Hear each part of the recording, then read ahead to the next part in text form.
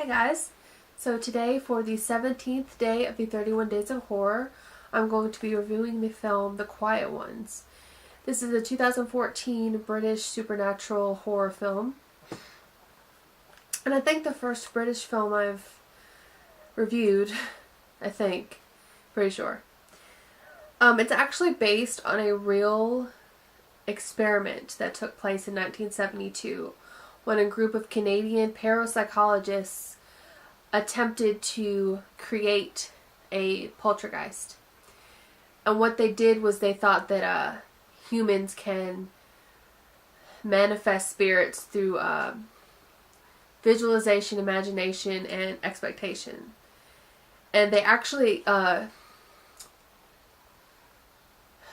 succeeded somewhat because they, from just a few things like from what I read, they heard some knocks on a table when they asked for a signal that the entity was there, but they weren't sure if it was this spirit that they created, or because they were trying to contact the spirit world, if it was just another entity that was contacting them and messing with them, not the one they created themselves.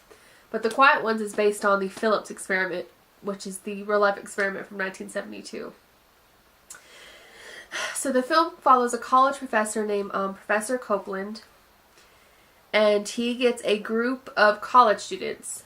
Brian, who films, Chrissy, who acts in nursing duties, giving shots and whatnot, and Henry, I think.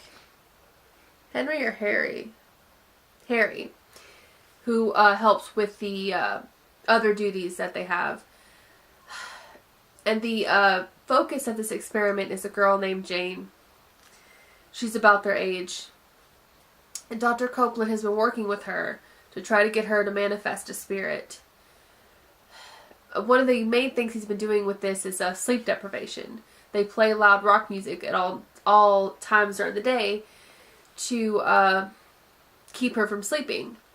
And she's kind of, you can tell she's getting very unhealthy and she's going a little crazy from the lack of sleep and other things that are done to her.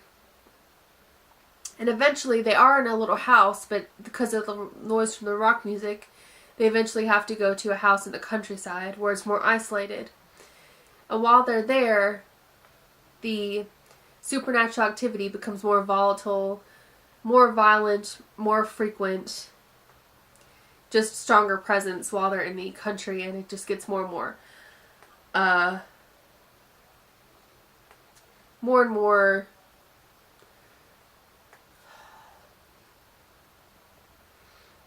it occurs more and more. And the spirit that is manifested is named Evie. And it's the spirit that Professor Copeland thinks that they've manifested, that Jane's manifested, but especially Brian and some of the other students that are helping with the experiment aren't sure if it's something that Jane manifested or if it's an actual spirit that has possessed Jane or is haunting Jane in a way. And so the rest of the film, while they're at the house, just follows the supernatural activity and what happens to all the people that are there. Now, this was a pretty slow-paced film. I wouldn't say it was dull or boring. I have seen some people say that. I didn't think it was dull or boring at all. It's just slower paced, and I don't mind slower paced if it's still somewhat interesting. And I did find this interesting. It's set in the 70s, like the original experiment, so the way that it's filmed is like a 1970s,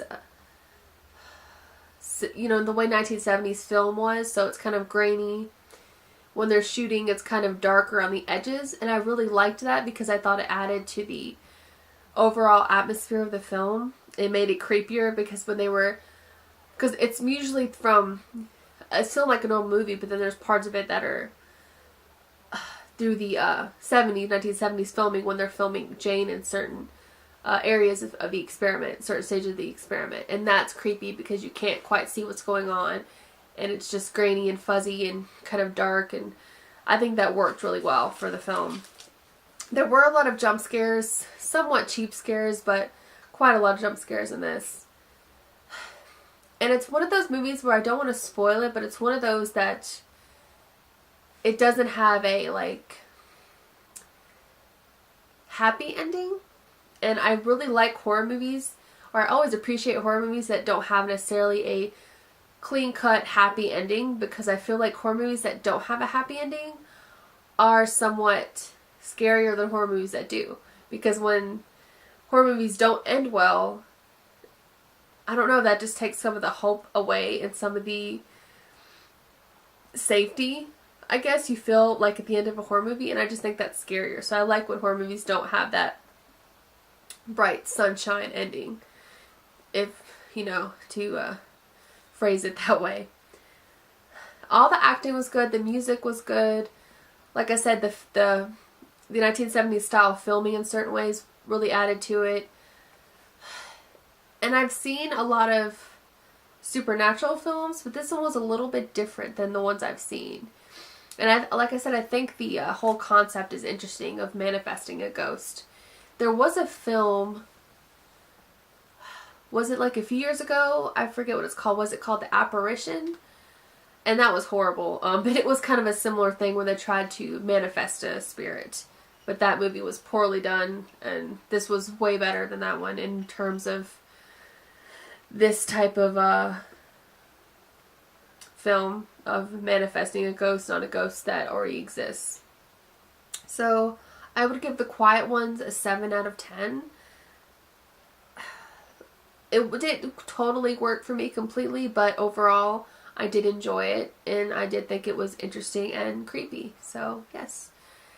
So that was The Quiet Ones for the 17th day of the 31 Days of Horror. And as always, thank you so much for watching. Bye.